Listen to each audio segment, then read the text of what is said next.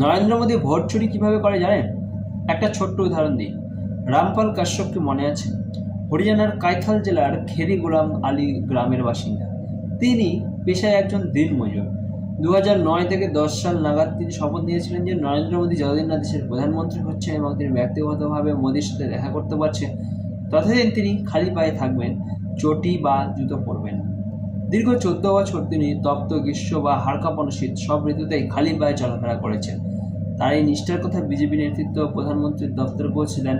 গত 14 এপ্রিল 2025 যমুনানগরে মোদীজি নিজে তাকে ডেকে পাঠান।